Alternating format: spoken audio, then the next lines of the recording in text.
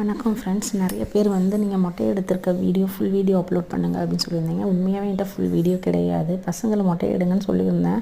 பிள்ளைங்க வந்து மறந்துட்டாங்க. நான் மொட்டை போடுறத பார்த்து மறந்து, அப்புறம் என் ஹஸ்பண்ட் தான் கடைசி டைம்லேயே உங்கள் அம்மா மொட்டை போடுறத சொல்ல மறந்துட்டீங்க, வீடியோ எடுக்க மறந்துட்டீங்கன்னு சொன்னதுக்கப்புறம் கடைசி ஒரு 10 செகண்ட்ஸ் தான் எடுத்தாங்க. அதை தான் நான் அப்லோட் பண்ணியிருந்தேன். ஃபேஸ் ரிவீல் பண்ணணும் அப்படின்னா பண்ணக்கூடாதுன்னு இல்லை, சேனல் சக்ஸஸ் பண்ணியிருக்கோம், பண்ணலாமே அப்படின்றதுக்காக தான்.